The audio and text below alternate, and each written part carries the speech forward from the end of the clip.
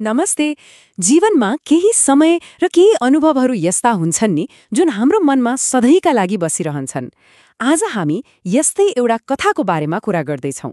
झापामा बिताएका 40 दिन कसरी कसैको जीवनको सबैभन्दा अविस्मरणीय याद बन्यो। ल सुरु गरौँ है त। यो कथाको सुरुवात यही एउटा भावनाबाट हुन्छ। सोच्नुस् त, यो एउटै वाक्यले त्यो 40 दिनको गहिराईलाई कति मजाले बताउँछ।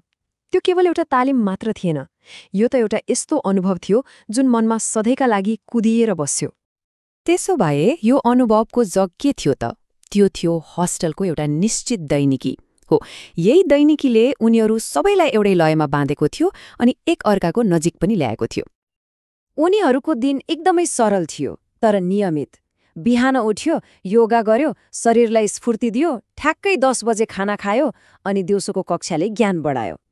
यो तालिकाले उनीहरूको बसाइलाई एउटा आकार त दियो, तर असली रमाइलो त यो तालिकाभन्दा बाहिर थियो।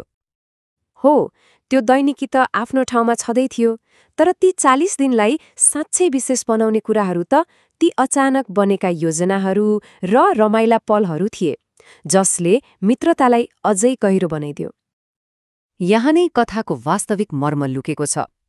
एकातिर थियो नियमित तालिका, योगा, खाना, कक्षा, तर अर्कोतिर थिए ती पलहरू जसले जीवनभरका लागि सम्झनाहरू बनाए। राति अबेरसम्मको गफगाफ, सेक्वा र बियरको त्यो जमघट अनि चियाबारीको रमाइलो यात्रा। सायद यही संरचना र स्वतन्त्रताको मिश्रणले नै सम्बन्धलाई यति गहिरो बनाउँछ होला। अनि ती यादहरूमध्ये सबैभन्दा रमाइलो थियो सायद बेलुकीको जमघट। डेटराजको यो कुराले त्यो मित्रताको न्यानोपन र रमाइलोलाई झल्काउँछ। आखिर यो केवल खानाको बारेमा मात्र त थिएन, यो त सँगै हाँस्ने, रमाउने र दिनभरको थकान मेटाउने एउटा बहाना थियो। अनि अर्को अविस्मरणीय क्षण, त्यो चियाबारीको भ्रमण। यी शब्दहरूले त्यो हरियो रङ, त्यो शान्त वातावरण अनि साथीहरूसँग फोटो खिच्दाको उत्साहलाई फेरि ताजा बनाइदिन्छन्। यस्तै साना साना तर अमूल्य पलहरूले नै त्यो बसाइलाई साँच्चै यादगार बनाएको थियो। अब घटनाहरूबाट अलि अगाडि बढेर त्यो समग्र भावनालाई हेरौँ जुन उनीहरूले त्यो ठाउँ झापाप्रति विकास गरे। कुरा रमाइलो पलहरूको मात्र थिएन, कुरा त्यो ठाउँसँगको भावनात्मक सम्बन्धको पनि थियो। यो वाक्यले झापाको वातावरणसँग उनीहरूको गहिरो सम्बन्धलाई कति सुन्दर ढङ्गले वर्णन गर्छ। कहिलेकाहीँ कुनै ठाउँको हावा, पानी र परिवेशले नै हाम्रो मनमा यस्तो छाप छोड्छ कि त्यो सधैँ ताजा रहन्छ। उनीहरूका लागि झापा त्यस्तै बन्यो।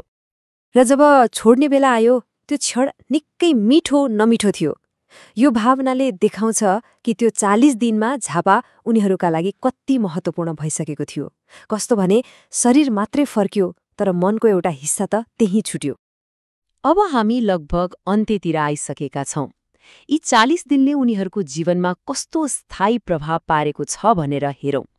यो समयको एउटा सानो टुक्रा मात्र थिएन, यो त जीवनको एउटा महत्त्वपूर्ण अध्याय नै बनिसकेको थियो।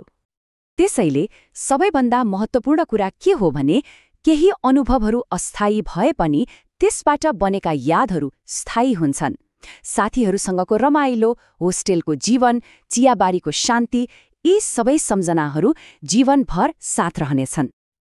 र यही अनुभवलाई उनीहरूले सुनौलो अध्यायको नाम दिएका छन्। यो उनीहरूको जीवनको एउटा यस्तो हिस्सा हो जसलाई उनीहरूले सधैँ गर्व र खुसीका साथ सम्झनेछन्। र अन्त्यमा डेडराजको यो वाक्यले सम्पूर्ण कथालाई एउटै धागोमा बाँध्छ। यसले पुष्टि गर्छ कि ती 40 दिन साँच्चै नै उनीहरूको सम्झनाको पानामा सुनौलो अक्षरले लेखिएको छ। यो कथाले एउटा साझा प्रश्नलाई उजागर गर्छ। सायद सबैको जीवनमा यस्ता सुनौलो अध्यायहरू हुन्छन्। त्यो कुन ठाउँ थियो वा त्यो कुन समय थियो जसले यस्तै अमिट छाप छोडेको छ? एउटा सोच्न लगाउने कुरा हो, होइन त?